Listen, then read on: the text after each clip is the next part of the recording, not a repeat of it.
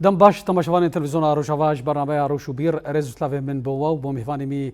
رز دارجي هنا بجار خلقا برنامه ماي ايرو ولسرولا تركان دچار سرکرنا پرزګریکا سوریه د بشخو مهوانه مجي ما مستوى محمد نور سياسة نظام مستوى قال كي دخش من بجداريات دوي خلقي ستشابه سباس كل كفر عروسا دكتور لقمان عبد الله اندامي نافندا روجافا يا ليكولين استراتيجيك مستوى دكتور قال لك دخش من بجداريات يجي ستشابه بله ما مستوى محمد نور دسبيكي دا اميج باتا براسي جو كوميتي تزانين كون ان دوي دما داويدا شخو بتهيبه دما كو وسا نوشيك بلاف دبي يانجي لفو تفقرك تتكرن بولا فكر لفهاتنا كدنا برا هيزن سوريا ديمقراطية كوريفا بريا خسر جالي كيفا وهمجي جالية دستلاتا آدم كي اش شامي اما يزد كنكو جارك دي ترك وك دبلوماسيا تركي وك سياسة مداري ترك وك دولة ترك دكبي لفو تفقر دا وجار جاناجي يان او تشامي يانجي او بخوا داخوازه جوار دكيكو او هرن انقره والهف جيفن داكي جرا داي امي بيش رولا تركان دوي كده هيا قالوا سدما في كي شيء طيبت خوا حرقو دي بوقتها جفينا ريفربريا خسر بقصده وحكومة جولاني حرق دقن أصلك يقول يجيك يبدو بإنكار باتفاق نقشك ببدو بالمشاهدين خاصة اتفاق هذا هي أداري قصر أو بيمانا قهاتي وقاعدين قبي تكفي تنفيذي اللي بمشي حرق وقتها بينيزيك دبي يقول هبدورون طبعا لا أو حرد تاني دولتنا من التوجي وقت حال فاضو وليجي أمريكا بالذات أو يسرفي مثلا هاني ساكني تركيا دولتها تركيا دبيني إنه اتفاق أقول شيء بنلقوري بيناي ونلقو وقته أو شخورد تفسير ذكي جبوا بيجي ياوي بيش ندوش وزير خارجية جولاني شيباني وبيش نجاب يا أو بيمي ذكي ويجفيني كي ببدو شكل محاولة ممكن جو أو اتفاق جو لسر كاغتي هاتي وقاعدين بمشاندين باتفاق بطال ممكن الجوري خبد المشاندين يعني الجوري وان شيء إنه وك قصد نو كتلة درباسي نوا جيش سوري ببي وجيش سوري بين أسكرت خوازه وك أفراد وك أشخاص هذا الباس به يجيبوا قلت هذا وانا بيني قوة وانا بيني دقام خوازن يجي كاربن راجن وانا وابدن علي أف هي تركان سلبي مثلا وبندي أساسي إيجو خلاف سر هي أساس ده أو بندي شراي إيجو مثلا كتلة قصدي جو كتلة درباس به أو بينا بلا فراي درباس به الدولة تركيا جوية ترسي وقتان أفتشتنا شيء تأكيد وقتان حكومة السوري جولاني وقصد وبقى اتفاق مشترك بهدور وتحالفات دولي جي راضي باتفاقها نيرن سبت وجودات تركات مدري سوري نامينه دفي سوري دركه من هاجر عفرين دبي هاجر سريكاني دبي هاجر ادلب دبي جهه بينا نامي دفي جود دركه بي تركي دبينه وقتاني افتستانا شي بين اكيد بينش نلقو دي بينا بنلقو المصلحه بين وبيتر قرار ودستي حكومتها نوجو بياتي افكرن اغو باتفاق شي بوي ويندستي بيدبي يجبو بنا او دائما وزير خارجيه خد شيني كانه وزير خارجيه سوريا ولو هاتي ناسكرن شنو هاتنا وينا او اداره سوريه كي او ريفربريا سوري دمشاندر هون يقولوا بكم يعني اف مساله وزاره الخارجيه تركيا او دولتها ترك بالذات في كاري هانيد كي يعني مع العلم انه دولة اصلا اخوي هندوري دي هاي اصلا كي ضعيف بويه الاقتصادي ضعيف بويه احزاب هندوري نلقوري هبدونه بيواجهوا سياسي جو انا ريبر ابو دسبيكري غير او بيواجهوا بين بمشاندن دائما تخازي ازما اخوي هندور درخش درفدي وازمه بتشبوسيني كيم بكي نهلي دنگدر كبي درباس يندري سوري دبي وفي بلبلا هاني جار قدي شيد كي جبوا نقر اتفاق كي مشترك بهدور وافاناجي الغوري قوتين اسكرن الغوري اتفاقات ولي وناو نتويجي انا لسر مسألة سوري سكني بيتري بينا دخوازن السوري برنج اتفاق هذا هي أداري قواتي شكرن أو اتفاقان بمشان وبوقعان وبمشي جبوهن كي استقرار وآرامي وحمي ملتي سوري بهدول الجيان كي هبش بهدول المشان يعني هيك آلية صحية بتشتي خوازن هيك آلية دروزة بتشتي خوازن حمو ملتي سوري دندر دخوازن استقرار كي دندر سوري شبي والسوري خب خال بهدولون خب خال چهار سری شبدور ببین نجدر ببین مداخله وانا بك وان مسألة وانا البنجي هبدو بخين. أو دولة تركيا هدفي بأبي. أمي ورن جار كدي سرفاش خو مجرب بهتر شيء أمي بهرش شروق بكل أمي هرب دكتور لقمان أنا أف قرر تفقرا بيجن دبلوماسية تركيا سياسة مدارية ترك وسياسة تركي بقشتيش خو أقرد عليه استخباراتي دبي بيجن سر أستا بيجن وزارة برجرية تركيا بي وأف تشونو هاتناوا لشامي وقد بيجي وخندنا وانج وكان هما مستوجد وزارة خارجية أدر فا سوريا قالوا بيجن أفايا وقت ترك هينجي دوين ربازة خو استراتيجيتنا يعني أو دخازنكو أو استراتيجية واي بري أكو دخستنكو تشتكي كردا بجار كيرتنا بي يعني جي أم هين دوي مطرسيا خوي أو لكاريا ولاتي خدا وك أو دبيجن تيدنا كو تشتكي كرداتنا بي يعني بيجن هناك يستصبون كتير في أريد جي صدما فشار دولتين هو يردور وقد بيجن نوشنيين كوتشيد من سر أصلا تركي بروجي أشتيغو تي بشاندن بله براستين ها يعني دوك دولتات ترك امزانن يعني بشي ساليه جو افاكرنا دولتي جوج برماهيه امبراطور سلطنه عثماني ما بو طبعا امزانن سر اساكي تشيبو سر مستوى جو حتى وك ما قلت حلف الناتو او هناك بيبي وقت شعب ديرك حلف ناتو جبو خاطري حلفي وارسو واتحاد سوفيتي وانا بالمقابل الجبو مناطق ديجي وكافيك ودولتا عثماني هاتا برشكرن او هناك يجي رولك خبليزي يا سركام كان بيجن سبيكا افاكرنا تركيا دا او نافي جمعيه الاتحاد والترقي بوتشيبو يعني يا فتات او نحموجي جريداي يهودي دون مابون بهتر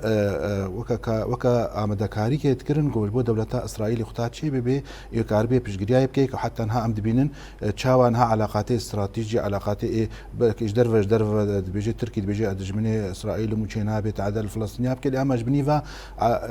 هم علاقاتي واستراتيجية هم مسألة تجارتي هم مسألة ريا آمن جبوت تشكي سفارة إسرائيل حموجي جبنيفا يعني علاقات تجاري إيه هري مظن إيه هري وكذا بيجي بجمارة هري مظن نافا تركي ديا جبولوجي تركي خوست فير ولا هانيكي رولا هانيكي بردوام كي بشي صالياي قدا جار كدي فير ولا هانيكي بليزي كاربي خو بخي وك يكي فاعل دهري ميدا راستا يعني دجبرتيا كردا جمعياتيا كردا بريد كياني تركاده ميجي واي هندرين ديا انه دائما تصريح ان بيجن بيقو هكر كردا كونك سر هيفي شكل مي خراب كن اف يعني اف جمعياتيا يا كردا سرقوا انه كمال اتاتورك نش كردا بارا نكاري وحتى دولتات تركي افاكي وقتها حرب التحرير شريعه رزقاريه شيبو خوابت عشيره كردا خوابت واناكي قلت ام براي هفدون مسلمانتي الدين ده وليده ورن امي بفر دولتك تشيكن امي حق حقوقي واجبنا واجب ما في هم دولتي هم اي وي اي روا اي نتويه مي بدنوا وامي بفر جيان بكن ام براي هفدونا كرد بهات نخباند براستي اري كن حتى قبوختي دولتي اتفاقيات سفر ده حقي وهات تخص كرن هاتبو تاكيد كرن سر اللي اما بشتي ويناك اتفاقيه سايكس بيكو بيمانا لوزان تشيبو كرد بجارك يعني او تنكرن او خاص راستي قركرني كومكوجيه جينوسايد هاتن وحتى وكا يعني في صاليه هناك هنا تركي بردوانه بذهنيه خدا ناخذ تشتكي كردات شيبي الحقوق داري بهانه انه والله سينوري ويناك سينوري الباشور سينوري هناك تعدل اولهياوي نتويتك داعش كان صالامات 2014 وادا ماديت يعني داعش اوقع مساحتها بو السربي حدودي بروجه كي دنجي خنكر تركا نقوت والله تعدل اولهيا ما يندري لأما خطابو كرد بو مساله كردا ونطبعا نكرد ثاني دردنا امزان ريفابريكا يعني او رخصنا داعش اترست خدمتك مظن استراتيجيه تركيا خدمتها مظن يعني او اطمعي اردوغان بيقول سلطنه نو فغريني وتخص سلطانك بسلطانك ونو بري ارسيخ فغريني او بهتر ارمانجا كرد شماش بقو كرد ايرو كتنا بيشافا بروجي وادا جو غاربن فغان سلطنه خوي بري امزان كرد تجاري راستا يعني بندسب لأما تجاري ظلمي قبولنا كرنا دائما نجي بفكرك كردي ايديولوجي كانوا دركتيا وعيك سياسي نجم كردا دركتيا بهتر هم بري في بروجي هناك تسكنش بولوجي حتى جواتينها ولما مهباني مجي كرم كرسر مثلا هاي بيمانا ده اداري وبشتوريا يا كي انساني يقول اشرفيه وشيخ مقصود واتشي بي حموك اجت خوازێ واناکێ تێک بنی تەواویە بکێت ئەو ناخوازێ ئەف پەیمان بگێ سەرش بۆ کورد نەگەنا ساتۆکی ئەف پێکهاتێن ڤر کوردن عربن سریان ئەرمەنن تورکمان هەمووژی بکنە ستاتۆک و کارن پەورە ژیانێکی دیموکرات سەربخوا برۆمەت ژیان بکەن گۆکاربن خوا بپارێزن تعدایل دۆراخۆ نەکەن ئەو vê tiştîhanekî gelkî jê rezirar çima tama tematî atmaeyê nakê diva herêma de hene wê heta jê werê tevheviyê bikêj bo karibê destwedanê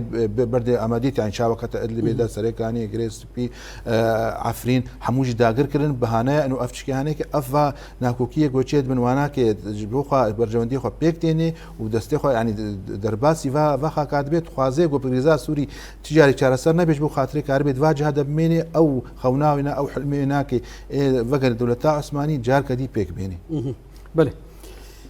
مامۆستا محەممەد نور بڕاستی دکتۆر ئەزکشا خالەکە پەرگرنگ بەرکی ئەوە دەبێ جهێ تمیژی جهێ مەترسیل با کووردا دەما کۆت گۆ ئەتاتۆرک دەما کۆ شەرێ وەک ژێر هاتەکردن ژێر هات گوتن کۆ شەرێ ڕزگاریە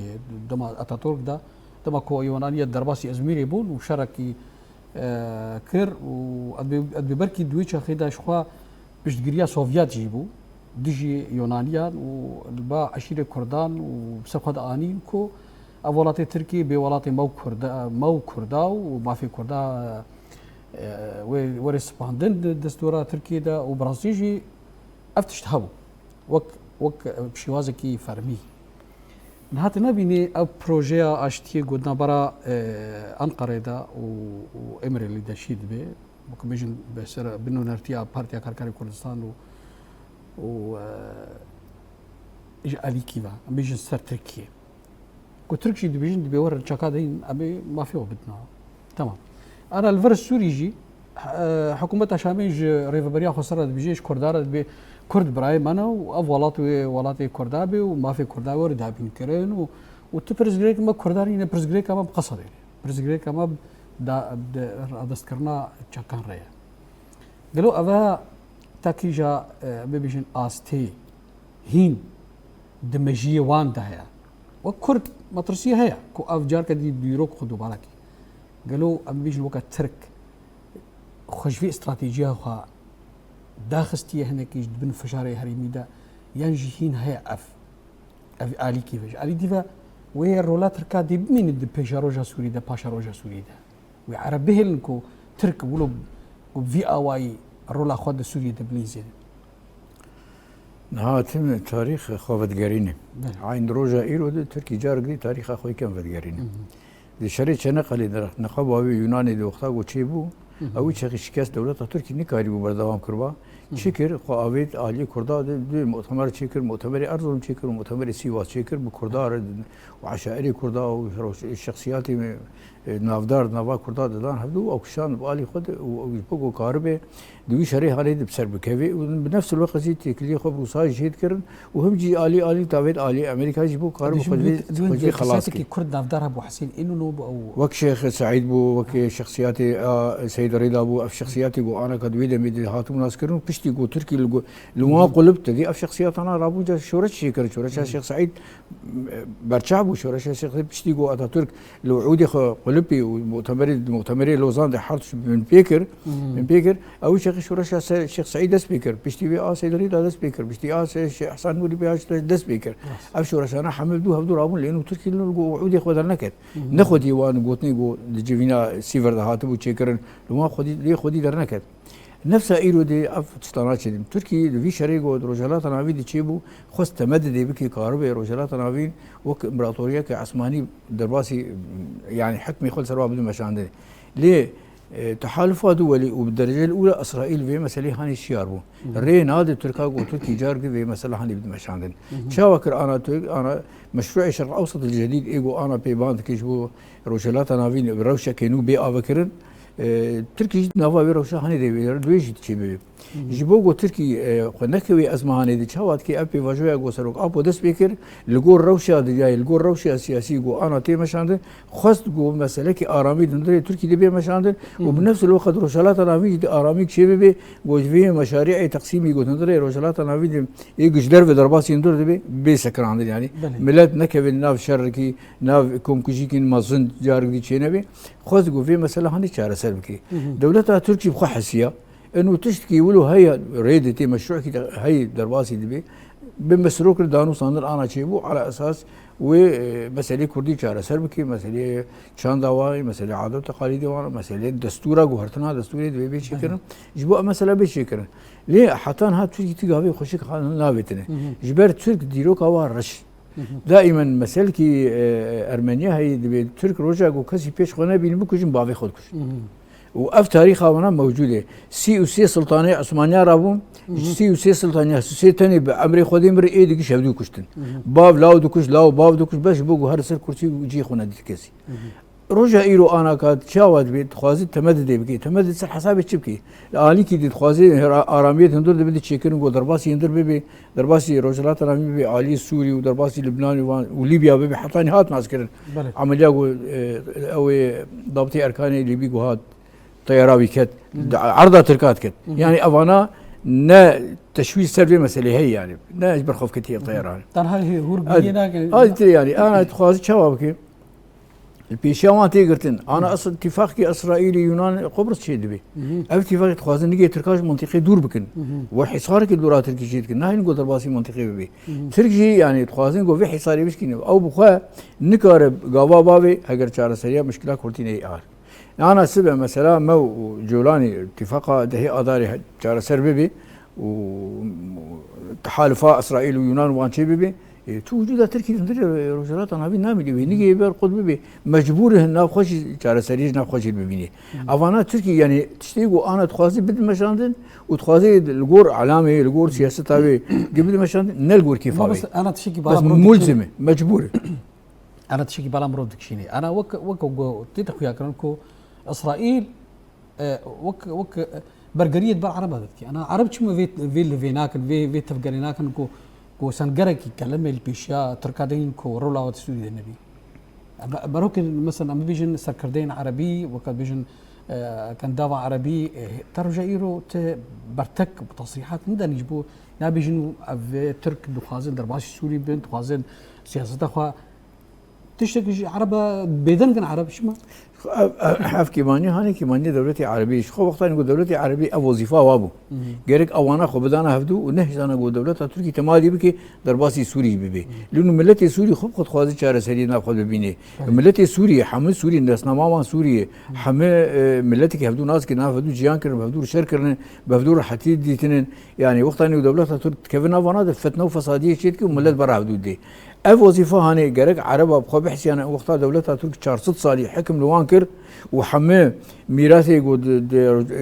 بنافي اسلامي حموك شان اسطنبول تشكي وانا هيك وبالعكس حتى نظام اسلامي هات شو هاندن بن سيا دولتها عثمانيه دي هات شو هاندن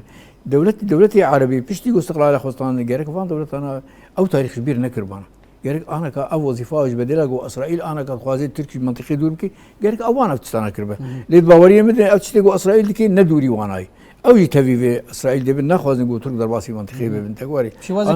شوازك راس يعني دبن بردي او باسرائيل وهات ناس كرنجي وخاصه دولتها السعوديه او ايروتي ناس كرن مصر انا اقول انا تخوازي شهر سريكي دندري سوري ببيني بشر بيتشيك ملتي سوري خبخه الهدوبكي واراميك واستقرار سوري شيء وما في حرب ملتي ندري سوري بين اسكن ضمن دستورك من دستورك انه بيعبكر افكاري هاني انا تيكرن تركي جماعي حيري انا مثلا بري خبلكو تخوازي ازما خوي هندر درخش در بير نازبته تخوازي بيشاوي هاتي قرتن يعني حتى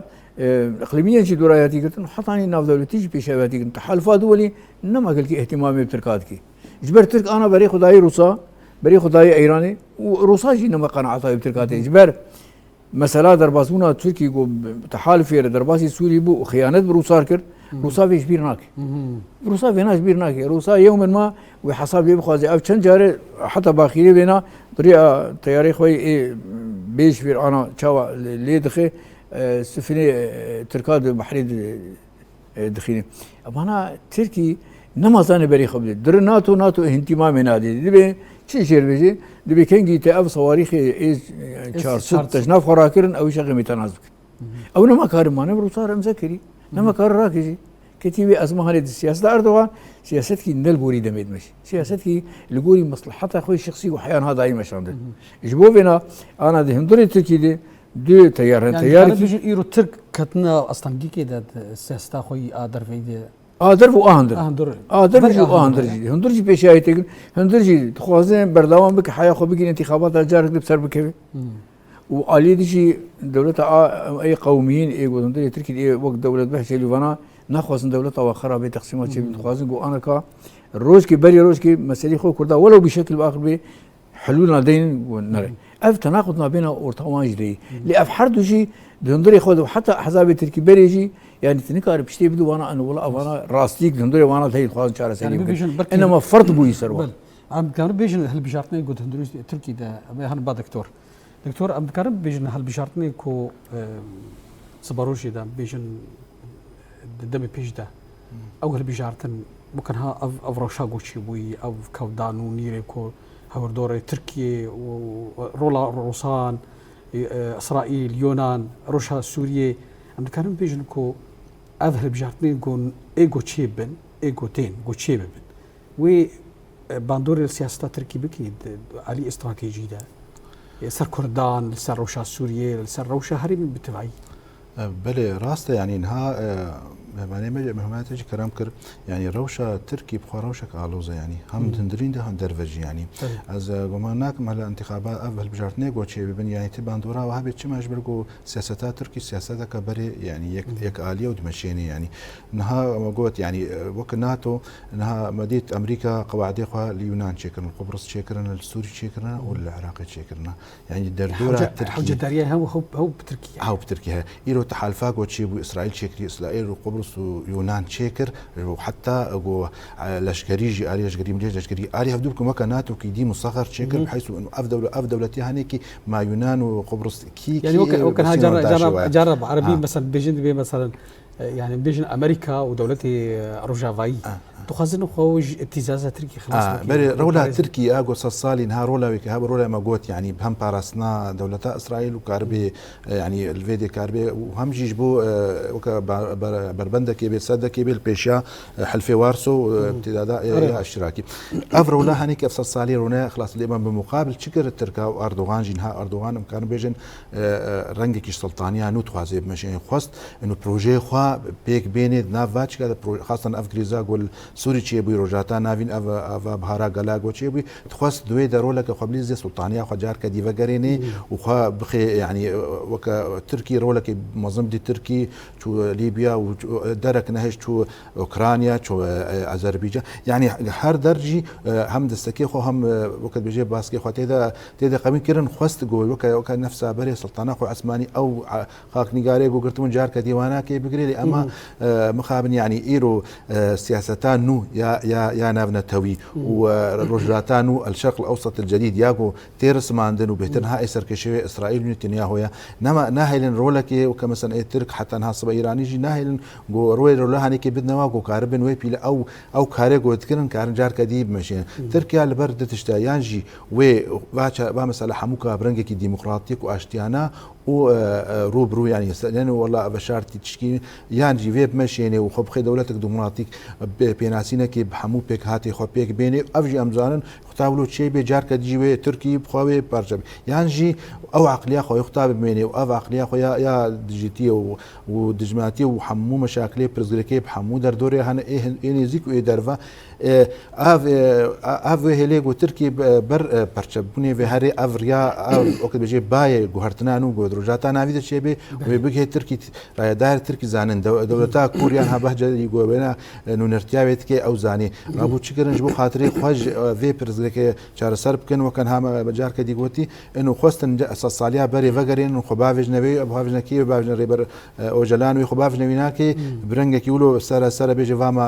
پرۆژە ئاشتی مەدایمەشاندن کابلا پەکێچەکەی خۆدێنێ کابلا قەسەدێژی شەکەی خۆدێنێ و ئەمە وەرن برایابدونەوەی پەڤرە ئاشتیانە پەڤرە کارمە ترکی لێ ئەمما وەک مەگۆتە هاان بیروەری وعە سیاسیا کووردا ئیدولوژیا گۆنوچێ بنەوەکە بەری ساڵیە ئیرۆ کورد گەهانە ئاستەکێ گۆکارە بن ئیدە مافێەوە هەیە کارەوە مافێخوا ئیدا مسۆگەر بکەن کارن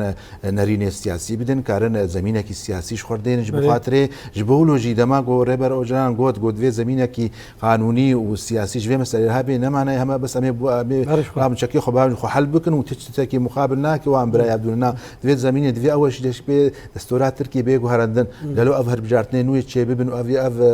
hikûmetan nûyê çê bê wê kar bê wê hêzayê hebê kar bê vê desturê biguherênê destureke demokrat ji Tirkiyê goberîn hat Tirkî herî sereka bû çê nabe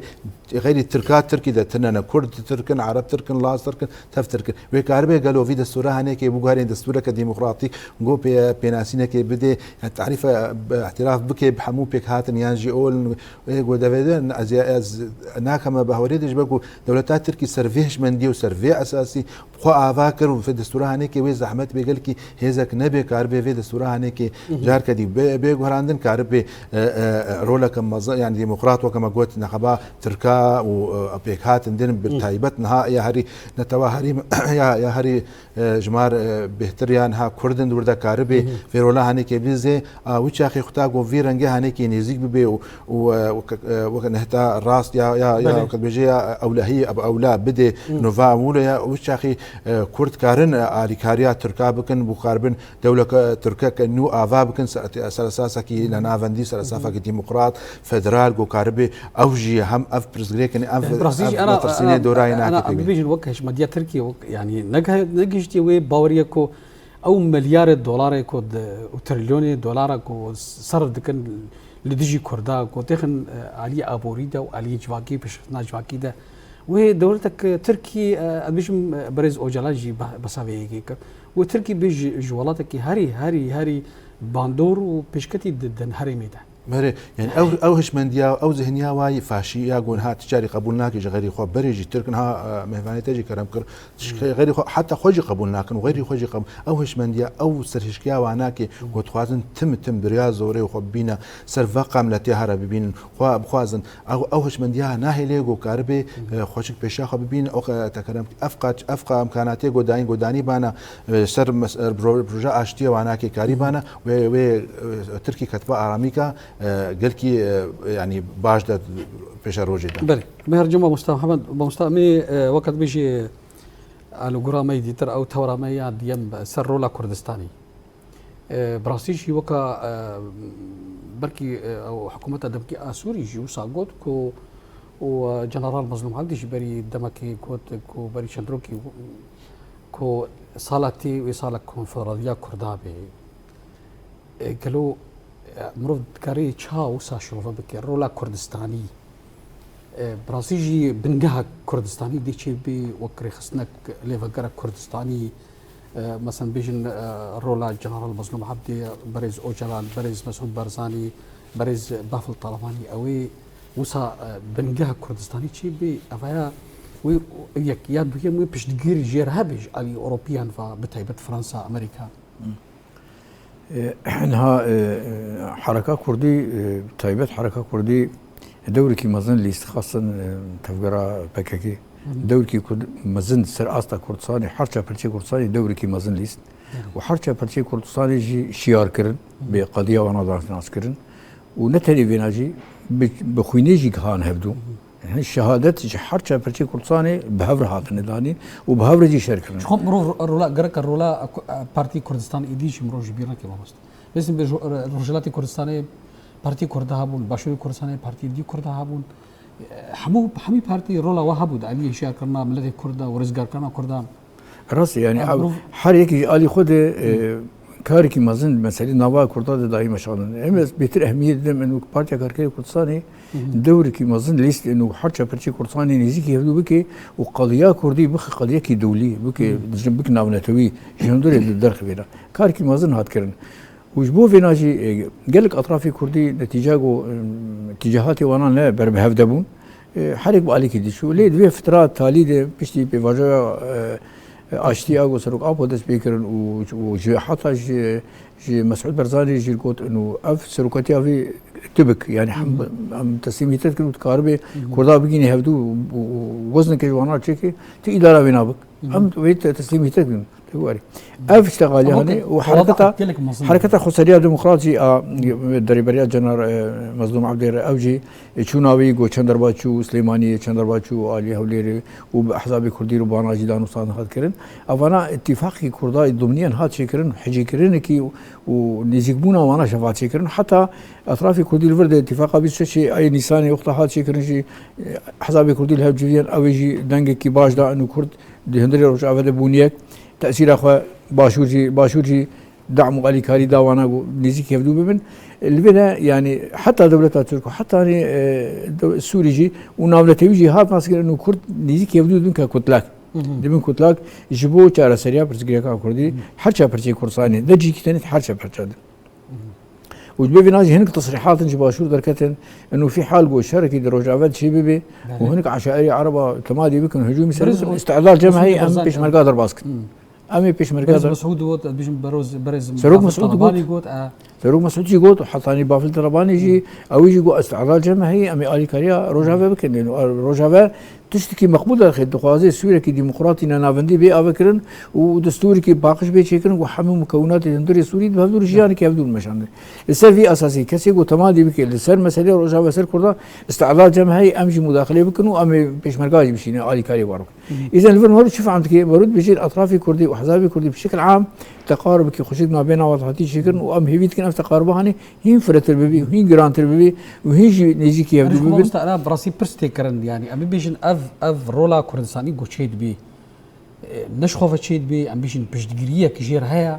جبركو ترك يعني مطرسيا سرباشوري كردستاني جاي تمام مطرسيا ايرانيه سرباشوري كردستاني هيا مطرسيا وقت بيجي شابيلي تندرو سر كردستاني ولسر روجافاي كردستاني هيا ام بيجن براسيجي وقت بجدگريه كي دي هبج علي فرنسا علي دوله روجافاي تحالفات دولي برنكي اشكال بشجريا في مسألة هانيك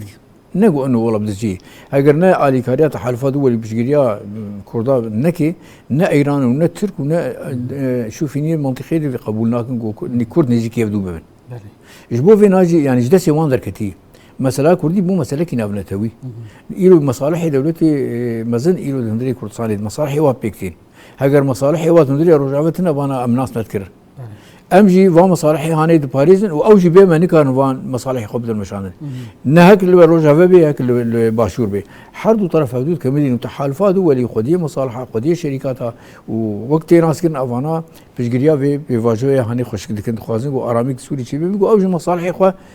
شركات خو درباسي منطقي بكن وانا يعني تيخيا كن كسن انا درباسي روجافا دبن شركه خو خوازن فكن وهيدي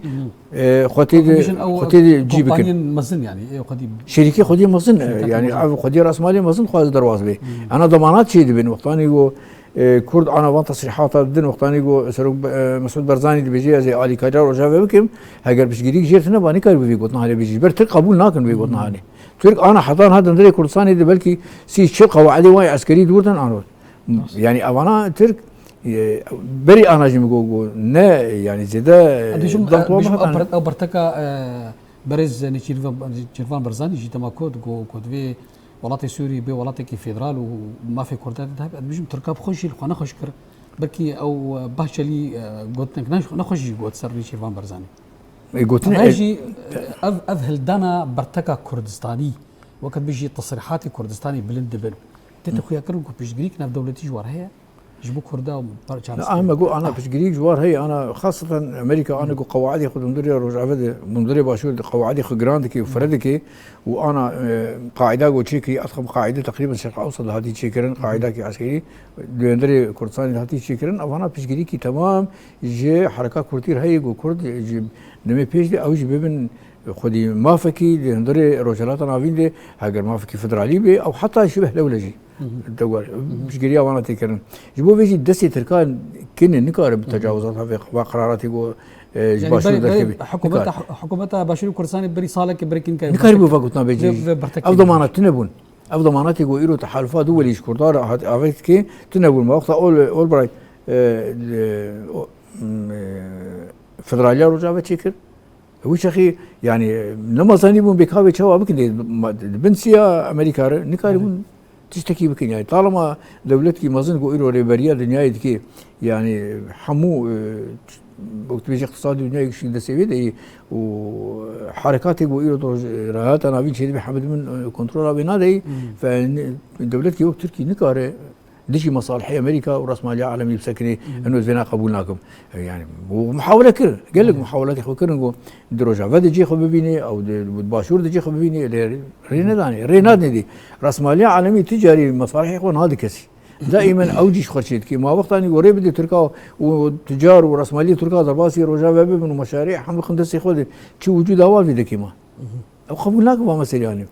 معروفه اذا المصالح متبادله يعني وقت بيجي علاقات خاطر شكرنا بين تفقرة كردي وتحالفات دولية دي صار أساس مصالحات هذه شكر اللي هم بهم مصالحين تحول المسألة سياسية أنا وقت أنا يقول خازن جو أنا اتفاق ده أداري بدون مشاندن بحمديت كيف مروشة سياسي يعني اعتراف بكردات يكرن إنه مسألة كردي بو مسألة سياسي نما مسألة عسكري ثانية ملي نرن أما مسألة سياسي جي درباسي ندري سوري بكش بوجو كرد على سياسي بيناس كرما وقت أنا قلت اتفاق عدالي بيك بي وأف لجوري شروطي وانا دستور شيء في بيقارتن ودفي برلماني كيم شيء بي وحمو كاس مشاركة في برلماني هاني بس حمو كيف أول شيء بود بازار کی سیاسی بازار عسکری من طرف کی دی بازار کی سیاسی ما انا كما انا اطرافي سياسي كردي انا ناكفن بازار دي انا بازار عسكري انا بازار عسكري بتخوز في برسيج دكتور لقمانكم انا عين ما استاذ وقت بيجي يا قد لمده بو داوي قد براسيجي حتى جاتا كرديشي وتا ناف دل كردجي اف برستي كرن وقنقشر سرشي دبي دبي كو إيرو حكومتها شامية آدم كي تاني بهذه سوريا ديمقراطية دا صندي دكي ولا فاتنك ديوري كرن لي دورة بارتين كردا وكان بيجن إنه نرتيا بارتين كردا وقت كونفرنسي قامشلو دشيبوي ترجع إيرو هين فمرتيا هين وكان ها براسيج ما مستوى بيشتي في قناغي افضل نستنى قبل الاشكاليه شيء باش وقت هذا سوريا ديمقراطيه بين سي وقت سي فرق عسكريه مظن والويه باشي وي درباسي ناف شارسريا كردي ببي ما في كردان ودوين كده وين رولا بارتي كردا او نوناري غوش كونفرنس كتي وي شيء ببي يعني تمام زانجي طبعا بيمان هذه اداري هشت خالي هنا يك جوانا يا خلايا دمج او يا عسكري هنا يك جوا خلايا و شاوا قصدي دم ايرو قصدي كقوه عسكريه يعني همجي هم نرتيا كردات كي وهم نرتيا همو بكاتن في هرمي يا باكروجات سوري ديكي تفاوضي خدا ملي عسكري ده رادار حكومه دمكيه احمد الشارع دتكي لاما بشتويره اف بيمانه هنيك قطا مساله عسكريين ها مزاني يعني تشتهر برزديك نها ايجو دولتي هرمي در درجي بوكا مترسينك جانجي دبي جهه كي غومان جواره انه اما مساله عسكري چارسر بمن كايب چرنگي چارسر مقالو وقصد وك كتله دمجي ارتيشا سوري بيان يانجي وك افراد يعني نفر وتولي بي افناكش خوا يا هري سركيه حتى دنهاغو فتوغوي نفاضات ما باش تشو نما انا وفتكي ريفبرياخ وسرجي هي غير قصد ريفبرياخ وسر دملي پرورده دملي وكيل دملي سازياده دملي حموت شي دملي معابره ده مثلا ها حتى ابوري ملي افنها نفط وبترول وافناكي وافتشتي دي بالا فرجي مش بيرنا كن حموجي هنا لام او خالين هشت ايغود بيمانه ده ادار ديك جواناكي بيناسينا كاعتراف بالمجتمع الكردي وحقوق الدستوريه للشعب الكردي واعتراف يعني بيجي خصوصيه جواكا كردي وحقيقي ما في دستوري دستورة هذا فيوري وكذا بجيت استان تركيز كرن كيرا ولا اكيد بريز مظلوم عبد وفيرو ليناليزي ايرو بارتين سياسي اي كونفرنسا جو 26 نيسان تشي بوي جو كورت حموجي بونا يك ود بجي يك بافرا بونا يك نارين ويك وفد يك شاندوي تشي بي او كس او كردي هاي جو الجور فيناك جو ببيروز باهي ومباركه حموجي اطراف كردستاني الشلفر بيت الدرفي باكروجات سوري بي او حموكي جي بيروز باهي داي وبشيري جي داني دا او وفد يعني اتش بي اف غافاد دواج يعني جيان خالد دواج في بيمانه هي رولا واناكي شاوي كاربن ما في اي مدني سياسي وكاربن قال كردرا بيك بين طبعا افرو لها رولاي بارتي سياسي بنوش اخي عسكري رولا خد لي مثلا هوا كما قلت دمج صفر قوي تشيبن او فرق يعني كي بيجري داي صلاه ادم كي بني هشامي ارتشايناكي او فرق حتى نهاجي لواءك يعني بشكي جناجي تدا تشيبي وبيحترجي بشكي اولهيه وغريداي بكوالسيونا نافنتوي عم فيناك جبير نك نجبكو او تخوازن هم تركشي تخوازن هم حكومتها شامي ادم كي تخوازي انه قصد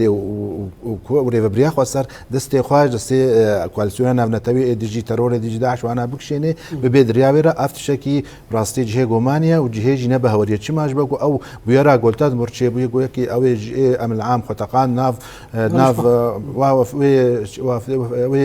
وفدي امريكيان جوا واي امريكي شاندا عسكري ابناك غومان دي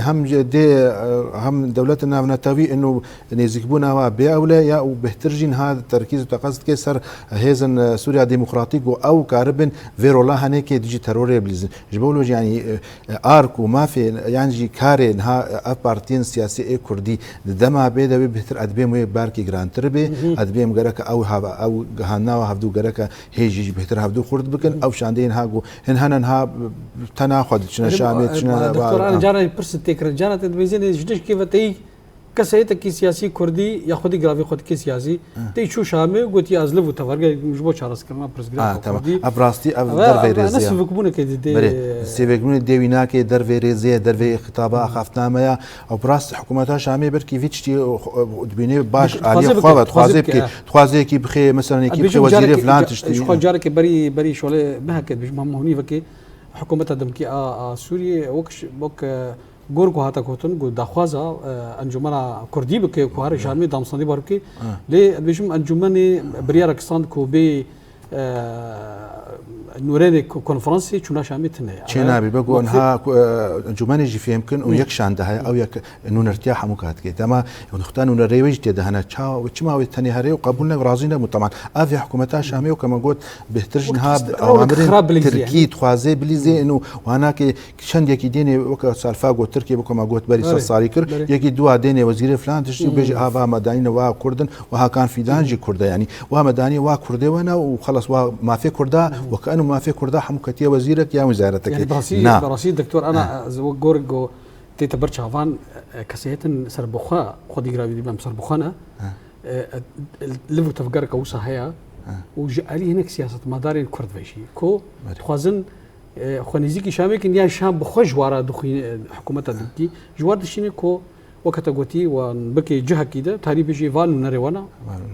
لأما هم حكومتها شامج وهمها اجواكا نعم تاريخ شيء قبولنا كيرو نبدا استي حكومتها شامي افبرياريها حتى بيمانه ده اداري نبدا استي حكومتها شامي بو ايرو جرانتور هبون فرنسا بو امريكا بو بريطانيا حموجي تعفدير خوازن قالوا يك جوا خالن السركا ايجوج بو راجي جزائر قيصر واناكي سر حكومتها شامي يك جوايا كوتشاو وينزيكي بها بكاتا بتشاوا اف بيمانه ده اداري بيجو كاربي او خالينا كي سر قبل زيان جوانا كي نشاري شي بوي نشاري شي او وفتلو ما مست براسي دم برب داوي فتشي ما مست محمد دبوريات دروجي بيج دا باشروجا سوري وي ارت نغاريا سوري زمين غاريا سوري خريطه سوريا المستقبلي سياسي وشعبي دبوريات يقولوا تقول استطلاعاتي وانا سوري دي شكرا والراي العام دي شكرا حتى درب وجندل دي سوري مقبل سر فدراليات انه نظام كي فدرالي هندري سوري دي بي افكرن شكل نظام مركزي برينا ماتي مشانت افجي كريداي حركه تفقر هندري سوري انا يجبو ملتي سوري في ازمه خلاص بي وبقي اراميكي وبقي راحتيكي وفشان صال الشرد ايجو كوش بربون وايجو ونضابون وايجو يعني المصيبه كي ما زلت سوري هذه شكر تاريخها سوري دي وقتها سوري يعني كان بيجي فيدراليه بويا امريكي واقع امر واقع فيدراليه امريكي واقع لانه انا شناب يعني انا دروس وانا قبولتك وانا علوي ما قبولتك كل ما قبولتك اذا ملتي سوري باجماع